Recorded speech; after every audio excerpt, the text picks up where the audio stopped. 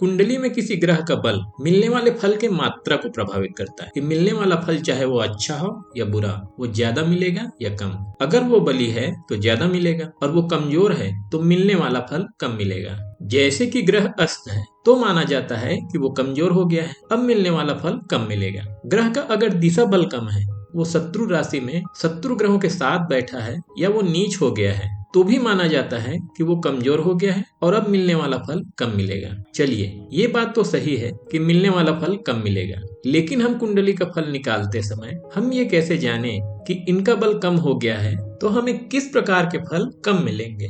जैसे अगर आपके आय या इनकम का स्वामी अस्त हो गया है, नीच हो गया है, शत्रु राशि में शत्रु ग्रहों के साथ बैठ गया है और उसकी दिशा बल भी नहीं है, तो हम इन सभी बल के कमजोर होने से सिर्फ ये फल तो नहीं निकाल सकते कि ग्रह कमजोर हो गया है, अब हमारे आय या इनकम में कमी हो जाएगी। सभी प्रकार के बलों का कम होने का एक ही फल तो हो नहीं सकता, बल्कि इसका फल अलग अलग होगा। इसका फल होगा आय भाव के स्वामी का अस्त होने का मतलब है कि आपकी चाहे जितनी भी इनकम हो, आप अपने जानने वाले के बीच पैसे की वजह से नहीं जाने जाएंगे, क्योंकि आपके इनकम के स्वामी को मान सम्मान और लाइमलाइट के स्वामी सूर्य ने अस्त करके रखा हुआ है। तो हो सकता है कि आप इतने पैसे वाले के बीच रहते हो कि अच्छा खासा कमाने के बावजूद पैसे की वजह से नाम नहीं होगा, या फिर ऐसा हो सकता है कि आप इतना कमा ही ना पाए कि आपका नाम पैसे की वजह से हो।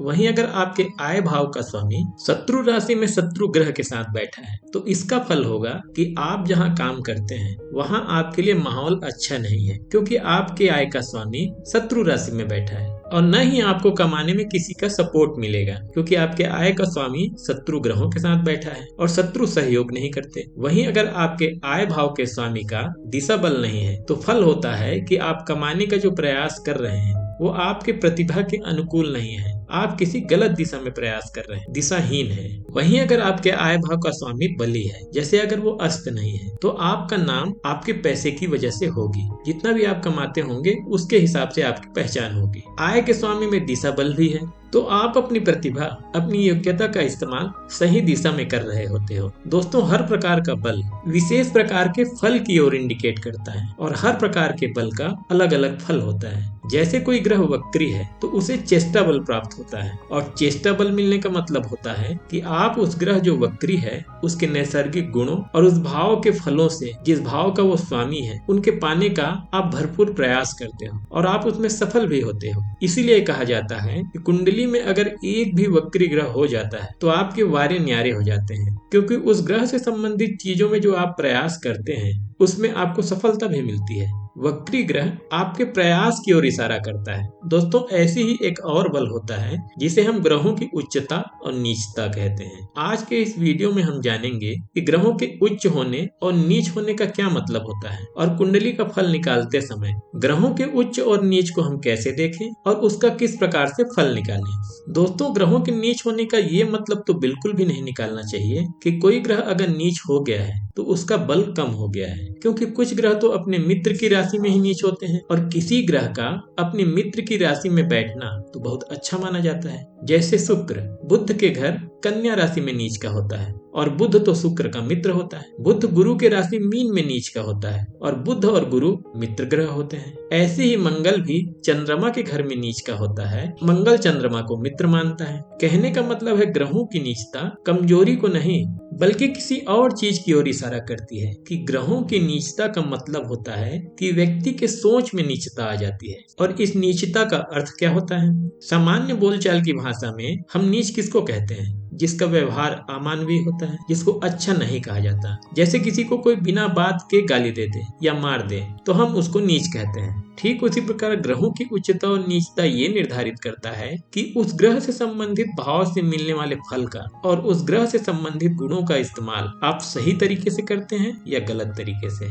जैसे जब गुरु बली और उच्च का है तो आप ज्ञानी होते हो और आप ज्ञान का इस्तेमाल सही जगह पर करते हो, आप जिम्मेदार होते हो, अपने ज्ञान को लोगों तक पहुंचाते हो। वहीं अगर गुरु बली लेकिन नीच का है तो भी आप ज्ञानी तो होते हो, क्योंकि गुरु बली है। लेकिन उस ज्ञान का इस्तेमाल आप किसी का फायदा पहुंचाने में नहीं, बल्कि अपने आप को सिर्फ बड़ा और महान बताने के लिए करते हो, अहंकार दिखाने के लिए करते हो। ग्रहों की उच्चता और नीचता व्यक्ति के सोचने के तरीके को प्रभावित करता है। इसीलिए ग्रह जब उच्च का होता है तो उस ग्रह से संबंधित उसकी पॉजिटिव सोच उसको जबरदस्त सफलता दिलाता है, उसको कामयाब बनाता है। क्योंकि सफलता और असफलता बहुत कुछ व्यक्ति के सोच पर निर्भर करता है और ये वहां प्रभाव डालते हैं। और यही कारण है कि ग्रहों के 6 बलों में से एक बल स्थान बल का ये एक छोटा सा हिस्सा है, फिर भी इसको इतना महत्व दिया जाता है। जब किसी का लग्नेश उच्च का होता है तो उसे अच्छे लोग, अच्छा इन्वायरमेंट उसको पसंद आता है, जो फिर बाद में उसके सफलता का कारण बनता है। और वहीं लग्नेश नीच है तो उसको शरारती और खराब इन्वायरमेंट पसंद आता है। इसको उदाहरण से समझिए। मान लीजिए कि किसी व्यक्ति के सामने एक पॉकेट मार 2-4 लोगों का पर्स मारकर ले जाता है, तो अगर उसका लग्नेश उच्च का है तो उसकी सोच होगी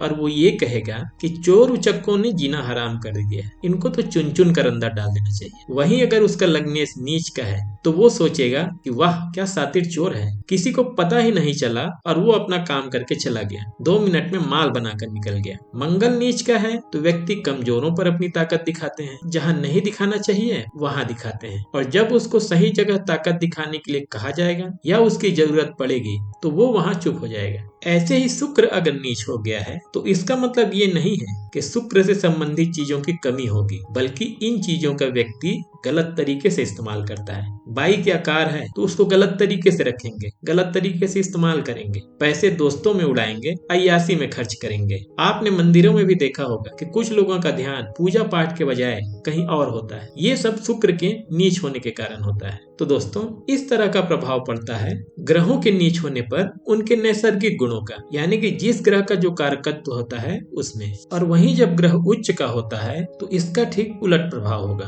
उसकी सोच अच्छी होती है और वो बुराई में भी अच्छाई ढूंढने का प्रयास करता है। आइए अब जानते हैं कि उच्च या नीच ग्रह जिस भाव का स्वामी होता है उन भावों के फल को किस प्रकार देखते हैं। देखिए दोस्तों, ग्रहों का उच्च और नीच होना राशि पर आधारित होता है, यानी कि ग्रह जब किसी एक खास राशि में बैठते हैं तो वो उच्च या नीच होते हैं। जैसे कि सूर्य उच्च होता है मेष राशि में, यानी कि आपकी कुंडली में जहाँ 1 लिखा है वहाँ। मेष राशि अलग अलग लगने की कुंडली के लिए अलग अलग भाव में पड़ता है। तो मेष राशि कहीं भी पड़े, अगर वहाँ सूर्य बैठा है तो वो वहाँ उच्च का होता है। वो नीच होता है तुला राशि में, यानी कि कुंडली में जहाँ 7 नंबर लिखा होता है वहाँ। कोई भी ग्रह जहाँ उच्च होता है ठीक उसके 7वें भाव में नीच होता है। जैसे सूर्य 1 में उच्च होता है और अपने ठीक अपोजिट भाव यानी कि 7वें भाव में नीच हो जाता है। इसके ठीक उलट शनि 7 में यानी तुला राशि में उच्च होता है और 1 यानी मेष राशि में उच्च हो जाता है। तो सूर्य और शनि को एक साथ याद रखिए। गुरु 4 यानी कर्क राशि में उच्च होता है और अपनी 7वीं राशि 10 यानी कि मकर राशि में नीच होता है। गुरु मंगल के उलट होता है। मंगल 10 यानी मकर राशि में उच्च होता है और 4 यानी कर्क राशि में नीच होता है। तो इसमें गुरु मंगल को एक साथ याद रखिए। ऐसे ही बुध और शुक्र की जोड़ी है। बुध 6 में उच्च और 12 में नीच होता है, तो शुक्र 12 में उच्च और 6 में नीच होता है। ऐसे ही राहु और केतु को आप जानते ही हैं कि इनकी जोड़ी होती है। राहु 3 यानी मिथुन राशि में उच्च होता है और 9 यानी धनु राशि में नीच होता है। केतु इसके ठीक उलट धनु में उच्च होता है और मिथुन में नीच होता है। और चंद्रमा वृषभ राशि में उच्च होता है और वृश्चिक राशि में नीच हो जाता है। इसको याद रखने के लिए आप इसे जोड़ी में याद रखिए। सूर्य और शनि की जोड़ी। सूर्य 1 में उच्च 7 में नीच, शनि 7 में उच्च 1 में नीच। गुरु मंगल की जोड़ी। गुरु 4 में उच्च 10 में नीच, मंगल 10 में उच्च 4 में नीच। बुध शुक्र की जोड़ी। बुध 6 में उच्च 12 में नीच, तो शुक्र 12 में उच्च 6 में नीच। ऐसे ही राहु केतु की जोड़ी है। राहु 3 में उच्च 9 में नीच और केतु 9 में उच्च का होता है और 3 में नीच का होता है। और एक अकेला ग्रह है चंद्रमा, जिसकी कोई जोड़ी नहीं है। चंद्रमा वृषभ राशि में उच्च का होता है और वृश्चिक राशि में नीच का होता है। तो ये तो हो गया कि कौन सा ग्रह कहाँ उच्च का होता है और कहाँ नीच का होता है। लेकिन दोस्तों, कोई ग्रह अपने नीच होने के राशि में बैठ गया, इसका मतलब ये भी नहीं होता कि वो नीच ही रहेगा, उसकी नीचता में कमी नहीं आएगी। बल्कि 8 ऐसी परिस्थितियां बनती है जहां इन ग्रहों की नीचता खत्म हो जाती है, जिसे ग्रहों की नीचता भंग कहते हैं। और ये एक प्रकार का राजयोग होता है जिसे नीच भंग राजयोग भी कहते हैं। तो किसी भी ग्रह की नीचता का फल निकालने से पहले ये जरूर चेक कर लीजिए कि कहीं उसकी नीचता भंग तो नहीं हो गई है और वो व्यक्ति के मन को गलत तरीके से प्रभावित करने के बजाय बहुत अच्छा फल दे रहा हो। तो आइए ये जानते हैं कि वो 8 तरीके कौन कौन से हैं जिससे ग्रहों की नीचता भंग हो जाती है और वो कोई बुरा प्रभाव नहीं देता। उसमें सबसे पहली स्थिति है नीच राशि का स्वामी बली होकर अपने राशि को देखे। ग्रह जिस राशि में नीच होता है तो उस राशि का स्वामी बली होकर, और बली होकर का मतलब है कि वो शुभ ग्रह के साथ बैठा हो और वो अपनी राशि को देख रहा हो, तो नीच ग्रह की नीचता भंग हो जाती है। दूसरी स्थिति है नीच राशि का स्वामी कुंडली में उच्च होकर बैठा हो, जैसे कि गुरु मकर राशि में नीच का होता है। और अगर मकर राशि का स्वामी शनि कुंडली में 7 यानी कि तुला राशि में बैठा हो, तो शनि के तुला राशि में होने से शनि उच्च का हो जाएगा। तो शनि के उच्च होने से गुरु की नीचता भंग हो जाएगी। तीसरी स्थिति है ग्रह जहां नीच हो रहा है उस नीच राशि का स्वामी चंद्रमा से केंद्र में हो। ग्रह किसी एक खास राशि में ही बैठकर नीच होता है, तो जिस राशि में वो नीच होता है उस राशि का स्वामी कुंडली में चंद्रमा से केंद्र में हो तो उसकी नीचता खत्म हो जाती है या उसकी नीचता भंग हो जाती है। अब चंद्रमा से केंद्र में का क्या मतलब है? केंद्र भाव 1, 4, 7 और 10 भाव को कहते हैं। इसको उदाहरण से समझिए। मान लीजिए कि शनि नीच का है। शनि 1 यानी कि मेष राशि में नीच का होता है, तो मेष राशि का स्वामी मंगल चंद्रमा से 1, 4, 7 या 10वें भाव में बैठा है कुछ इस तरह से, तो शनि की नीचता भंग हो जाएगा। चौथी स्थिति है ग्रह जो नीच है वो जहाँ उच्च होता है उसका स्वामी चंद्रमा से केंद्र में हो।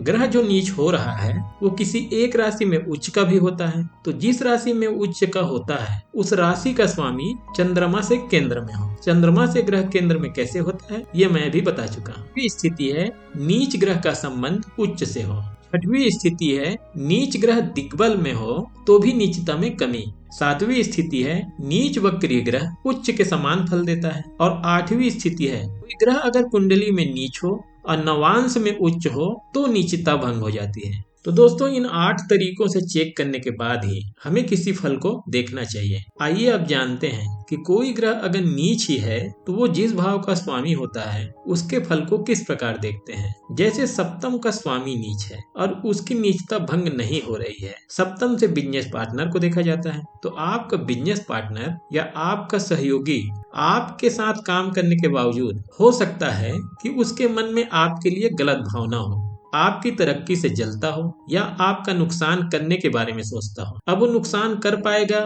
या उसमें सफल हो पाएगा कि नहीं ये कुंडली पे डिपेंड करता है, मगर हो सकता है कि उसकी सोच ऐसी हो।